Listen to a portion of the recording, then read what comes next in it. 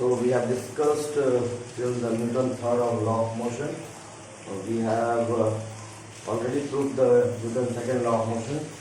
एक टॉपिक बचा हुआ है laws of conservation of momentum. Laws of conservation of momentum.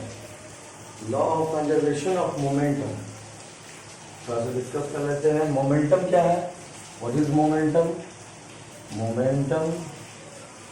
Momentum is equal to mass into velocity होता है. मोमेंटम क्या है? Mass into velocity. ठीक है. और हम लोग निकाले थे क्या, एक और चीज दिमाग में रहना है. What is force? Force equal to rate of change of momentum. Rate of change of momentum.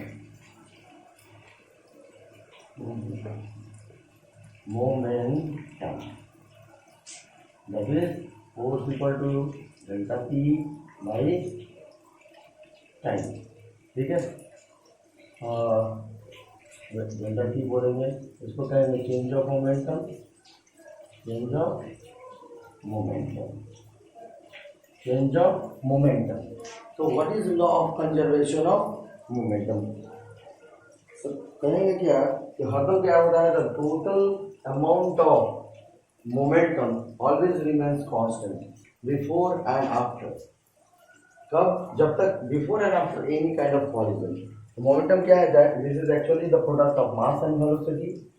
तो हम लोग कहते हैं what is conservation of momentum. Momentum क्या है? तो मोमेंटम कुछ नहीं है. मोमेंटम कहते हैं कि it is just a product of mass and velocity. When this is conserved, means before and after any happening or any collision, the momentum will remain the same. Before and happening of any collision between the two objects, the momentum will remain the same. So let's have a look on it. कैसे होगा? हम लोग कैसे define कर सकते हैं law of conservation of momentum? तो हम लोग कह सकते हैं कि द टोटल अमाउंट ऑफ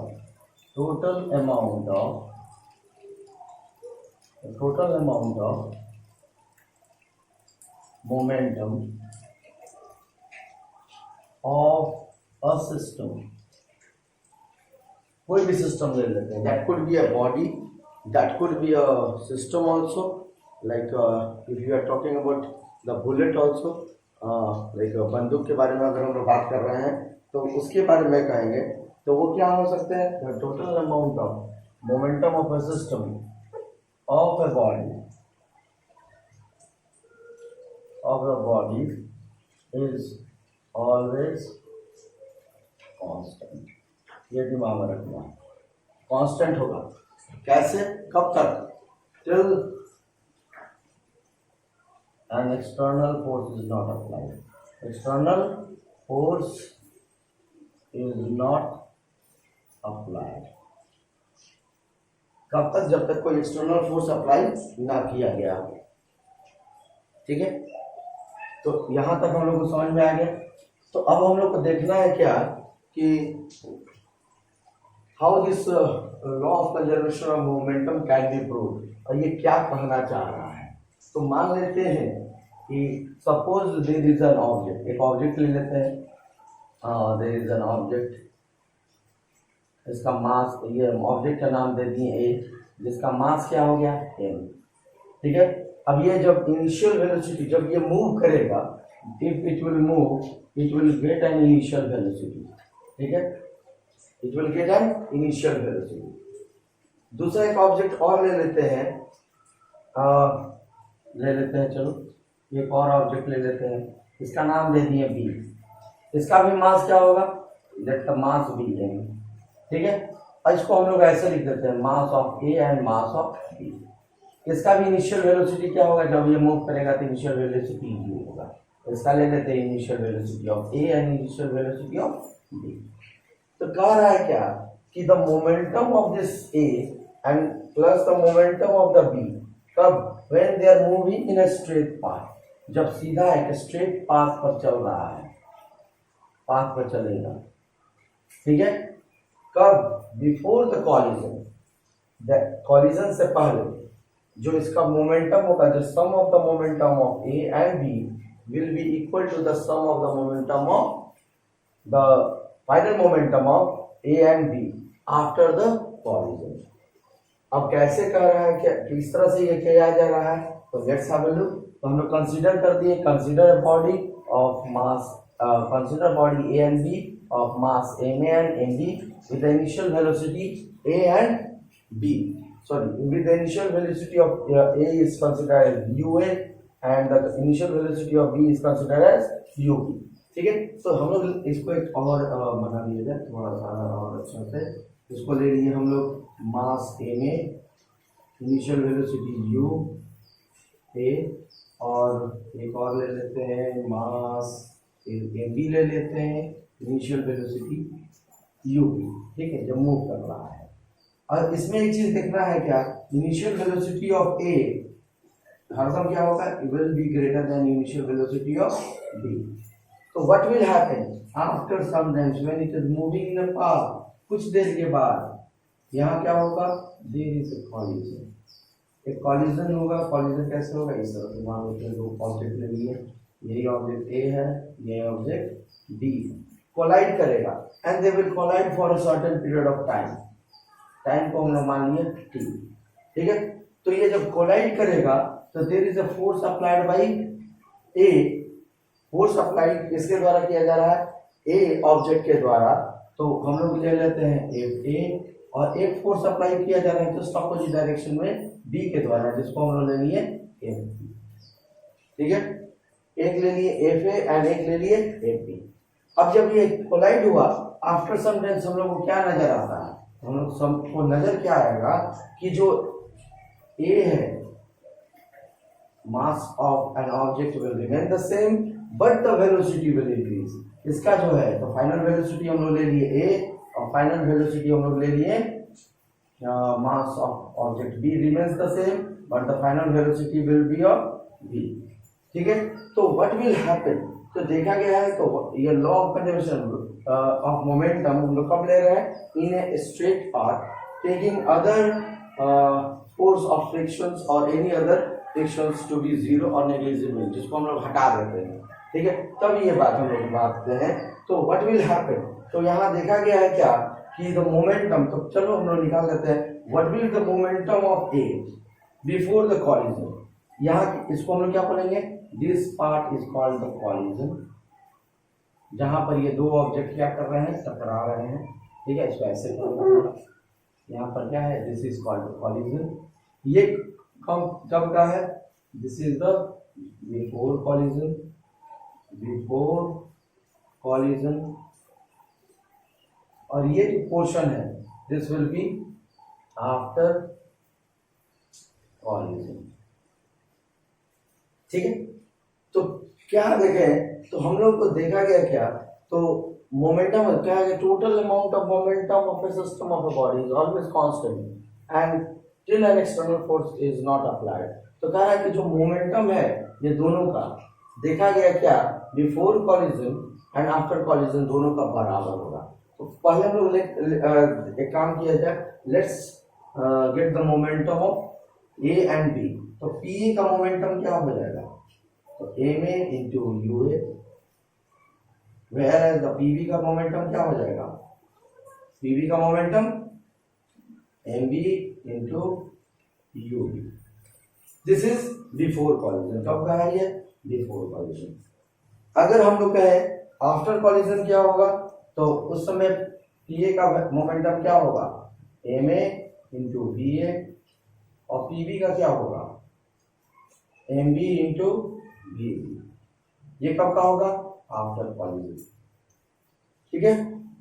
यहां पर क्या हो रहा है, तो व्हेन जब ये दोनों जा रहे हैं, तो जैसे दो बॉल को हम लोग लेते हैं, एक आगे बॉल फेंक देते हैं एंड आफ्टर दैट उसके पीछे से एक बॉल फेंकते हैं। हम लोग क्या देखते हैं, what will happens when the two balls are moving in a straight line in the same path. तो जो बॉल पीछे का है तो उसका स्पीड ज्यादा होगा तो आकर इसको टकराता है, और टकराने के बाद ये आगे बढ़ता है, ये भी आगे बढ़ता है। The moment it just collide with each other, जिस समय भी एक कोलिजन होता है उसके पहले का जो मोमेंटम होगा, total momentum, that will be equal to the total momentum after collision. ठीक है, कैसे होगा? तो हम लोग देखें क्या कि इस पोजीशन पर, तो इस पोजीशन पर अगर हम लोग को निकालना है तो क्या हो रहा है, यहाँ पर एक लॉ एक्ट हो रहा है न्यूटन का। देखिए फोर्स यहाँ लगाया जा रहा है, फोर्स इधर से भी लग रहा है, means there is a force acting on both the object. Means अगर हम फोर्स ए, जब ऑब्जेक्ट ए जब फोर्स लगा रहा है बी पर, इस पर स्ट्राइक कर रहा है, तो बी वाला भी क्या कर रहा है, एक ऑपोजिट फोर्स लगा रहा है। तो according to Newton third law of motion, third law of motion, third law of motion, ठीक है, क्या होगा? Every action has equal and opposite reaction. ये हम लोग कहते हैं कि कोई भी एक्शन होगा उसका अपोजिट रिएक्शन होता है। तो ये एक्शन अगर कर रहा है तो ये रिएक्शन दे रहा है, सेम बात है। तो अगर हम लोग इसका एक्शन ले ले, ए का एक्शन ले लिया जाए, तो ए भी क्या कर रहा है, उसका रिएक्शन दिखा रहा है। बट द मोमेंट हम लोग पढ़े हैं क्या कि न्यूटन थर्ड लॉ ऑफ क्या बोलता है, the force applied by an object on the other object will be equal, their magnitude will be equal, but their would be difference in their direction. एक लगा रहा इस साइड से तो दूसरा लगा रहा है अपोजिट डायरेक्शन में, only the direction would be in opposite direction. तो यहाँ पे देखें जो फोर्स ये अप्लाई किया गया, किसमें किया, ए ने बी पर किया, तो what will be the force applied by A on to the B, क्या अप्लाई किया गया? तो हम लोग देखें क्या, तो हम लोग जानते हैं फोर्स इक्वल टू क्या होता है, मास इनटू एक्सेलरेशन। अब ये किस पर अप्लाई किया, ये अप्लाई किया है किस पर, बी पर। उसी तरह से फोर्स बी का किस पर अप्लाई हुआ है, ए पर किया गया है, तो वो यहाँ भी क्या होगा, mass of A into acceleration of A ले लेते हैं। Mass of B will be the same, mass of B कभी चेंज होगा नहीं, mass never change. Acceleration of B, तो एक्सेलरेशन अगर हम बी का ले रहे हैं तो एक्सेलरेशन को हम जानते हैं क्या कि acceleration is equal to v minus u by t. ये याद रखिएगा, एक्सेलरेशन क्या होता है, the rate of change of velocity. Rate of change of velocity of A क्या हो रहा है, तो rate of change of velocity of A, sorry rate of change of velocity of B, B का क्या हो रहा है, तो वी बी माइनस वी, तो v B minus u B, कब, कितने समय पर, at time t, equal to minus of M A acceleration of A क्या हो रहा है, तो acceleration means rate of change of velocity of A, तो rate of change of velocity क्या लेंगे, तो v A minus u A by time g second. यहां तक हम लोग देख लिए। अब यहां पर क्या कर रहे हैं, ये देखिए टी और टी तो कैंसिल हो गई, तो हमारे पास बचा क्या चीज, what is left with us. तो चलिए यहाँ पर हम लोग देख लेते हैं, इस पोर्शन में हम लोग देख लेते हैं, यहाँ पर कर लेते हैं। तो यहाँ बचा क्या, हम लोग मल्टीप्लाई कर रहे हैं, M B we B minus M B you B is equal to minus of M A into V, ठीक है, minus of M A into V, ठीक है। और यहां पर हम लोग लेंगे minus into minus plus, plus ले रहे हैं तो किसका होगा, माइनस माइनस प्लस हो गया, माइनस मल्टीप्लाई माइनस, तो एम ए इंटू यू, ठीक है। अच्छा, यहाँ देखिए हम लोग गलती किए हैं, क्या है, ए का लिया गया है, ये ए का है तो ए का ही ना लेंगे हम लोग, ए का इसको प्रॉपर्ली लिख लेते हैं। बी का फोर्स किस पर लग रहा है, तो ए पर, तो वी ए हो गया, और यहाँ पर हो जाएगा वी ए हो गया, ठीक है। अब हम लोग क्या करेंगे, जो माइनस साइन है उसको इधर कर देंगे, एम बी हो गया, वी बी हो गया, माइनस इधर आया तो प्लस हो गया, एम ए हो गया, वी ए हो गया, इज इक्वल टू, माइनस है तो उधर पिके गए तो क्या बचेगा, एम ए यू ए है plus M B you B है।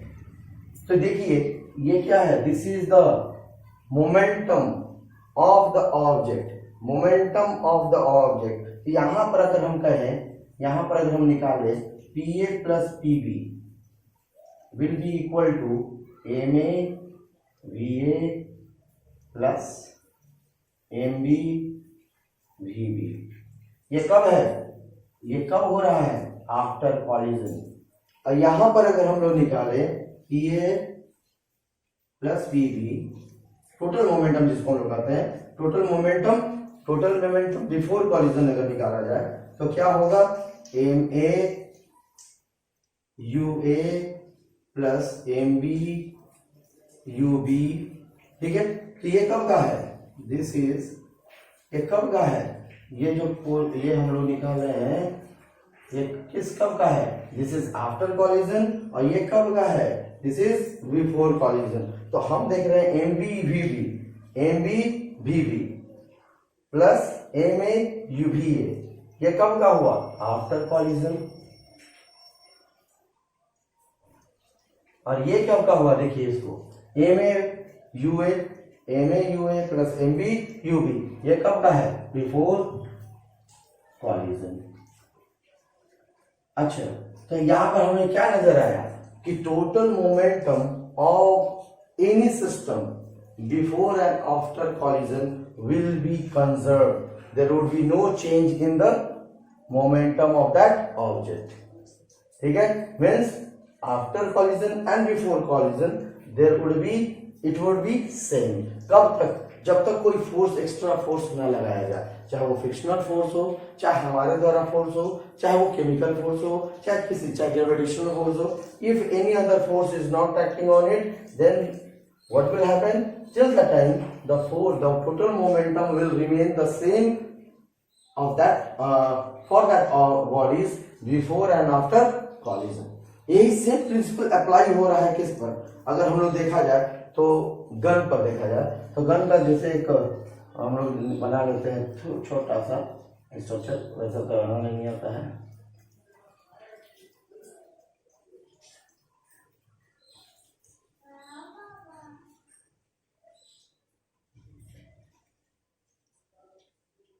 Let's take it as a, ठीक, ये इसको हम लोग ट्रिगर मान लेते हैं। I am not good in drawing that much, ये ट्रिगर ले लेते हैं। ठीक है, तो हम लोग देख रहे हैं क्या कि जो ये बंदूक की गोली है, मास, ये बुलेट का मास है। तो देखिए ये, इसको अगर हम लोग ले लिए mass of the bullet, sorry ये this is, let's take it as mass of the gun, इसको ले जाता है mass of the bullet, wait देख लीजिएगा, मास ऑफ द बुलेट।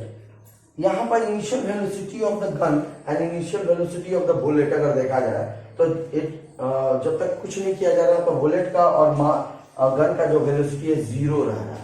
तो let's take it as u, initial velocity of the gun, initial velocity of the gun को हम लोग ले लेते हैं ug, और initial velocity of the bullet को हम लोग ले लेते हैं ub। ठीक है, initial velocity of the gun. ठीक है, अब जब ये फायर हुआ, जब ये ट्रिगर इसको क्या किया, हिट किया, तो ये बुलेट क्या किया, बाहर निकला। बहुत बड़ा बना है, अधिक बड़ा नहीं, इसको ऐसे कर लेते हैं।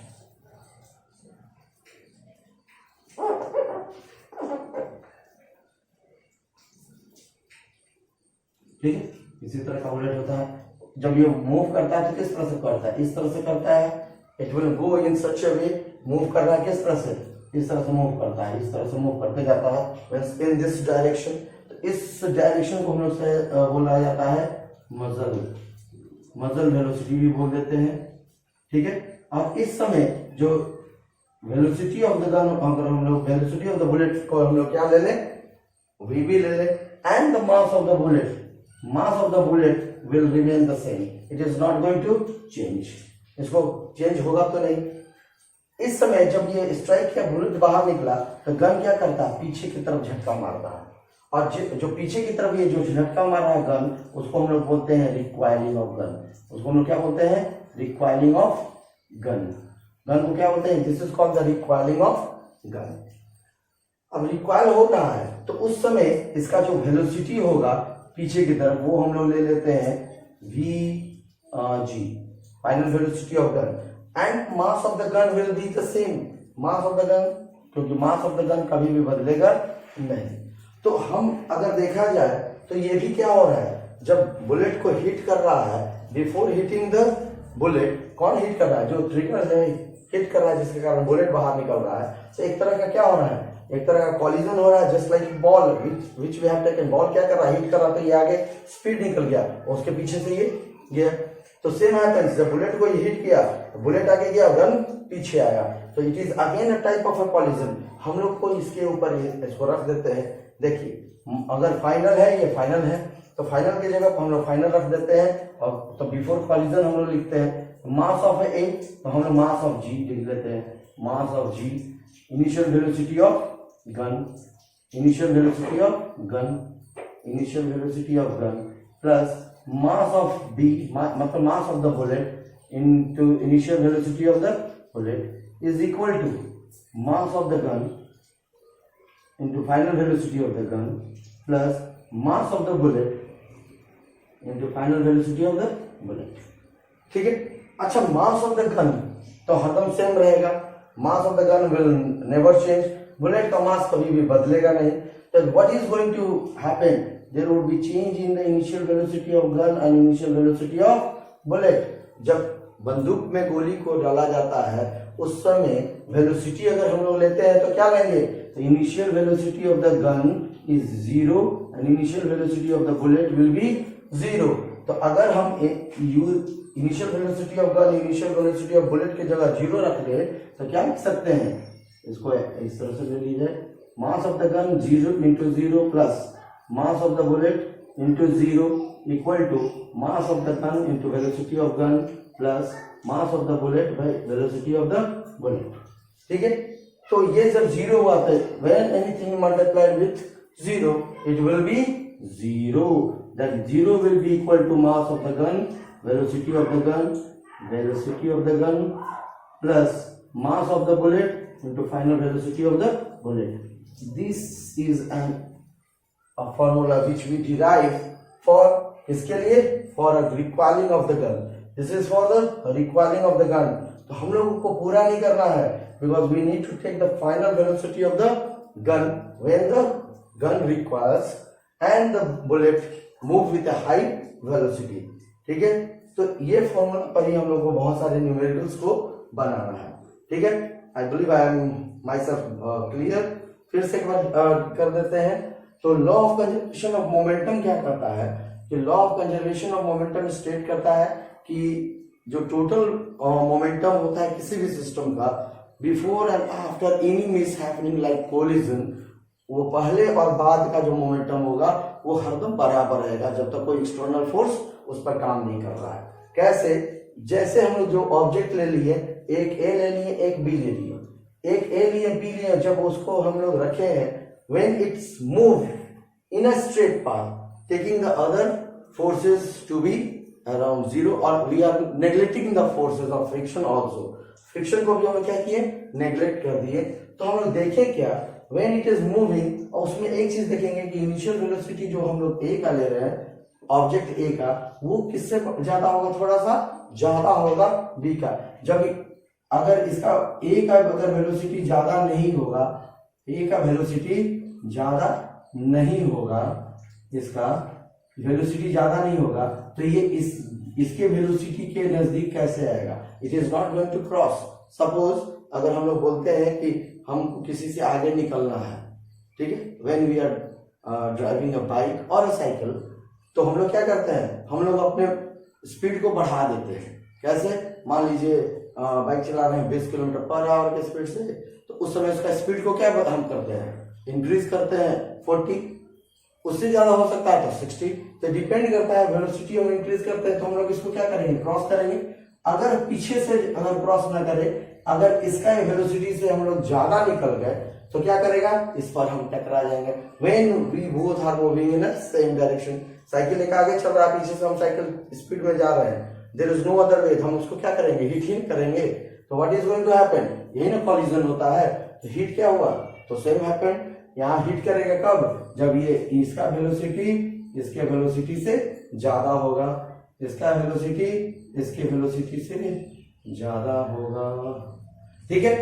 तो अब यहाँ पर देखिए कि जब ये मूव किया तो there is a time at which both of them collide and the force applied by object A is on the B. क्या कर रहा है, ए का जो फोर्स किस पर लगा रहा है, फोर्स ये इस पर लगा रहा है, और ये just reaction, this is the action and this is the reaction. इसी को हम लोग बोलते हैं Newton's third law of motion, this is the action and this is the reaction, जिसको हम लोग क्या बोल देते हैं, Newton's third law of motion. तो ये क्या किया, force applied by A on the B and there is the force applied by B on to the ए। तो अगर हम इसको एक्शन ले ले, ये क्या किया, इसको अगर हम लोग कहे फोर्स जो ये अप्लाई हुआ है इसको एक्शन बोल दे, तो ये क्या हो जाएगा, रिएक्शन हो जाएगा, and this is Newton's third law of motion. इसी को हम लोग क्या बोल देते हैं, Newton's third law of motion.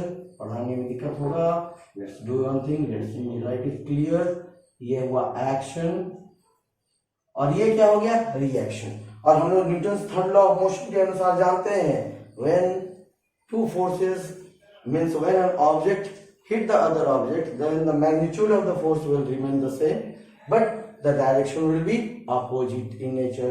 अब जब ये इस पर लगाया तो ये उल्टा डायरेक्शन में लगाया, तो FA will be equal to minus AB, ये दिमाग रखना है। तो फोर्स ऑफ A, जो फोर्स A लगाया है वो किस पर लगा रहा है, B पर लगा रहा है, तो we will take the, तो फोर्स का हम लोग क्या जानते हैं, force is equal to mass into acceleration, force is equal to mass into acceleration. Force किस पर लगाया, ए पर, उसका मास उसके एक्सेलरेशन पर ले लिया गया। फोर्स किस पर, बी, फोर्स किस पर लगा रहा है, ए पर, जस्ट अपोजिट किया गया, मास into acceleration.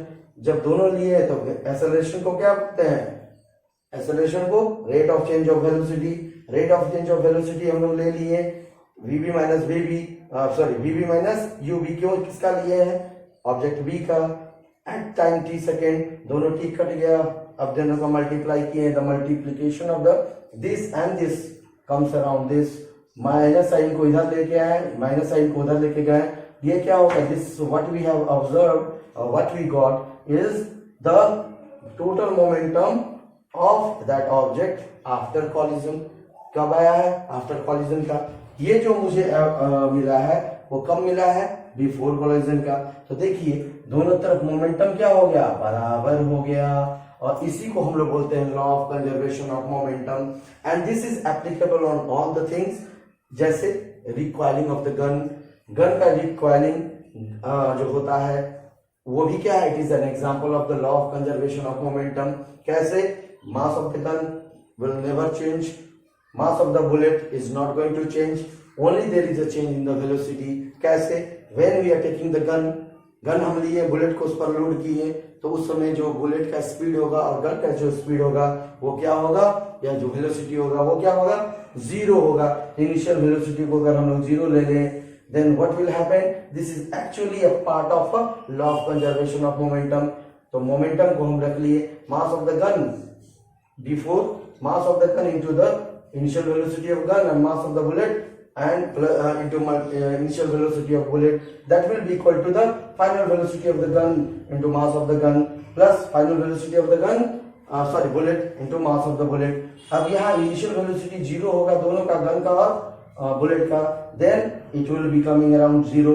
then how we are what we are getting it, हम लोग को मिल रहा है क्या, कि जो फाइनल वेलोसिटी बुलेट का है और फाइनल वेलोसिटी गन का है, दोनों का वैल्यू कॉलिजन के पहले वो क्या हो रहा है, जीरो हो रहा है। कॉलिजन से पहले क्या हो रहा है, that is coming around zero because of the initial velocity.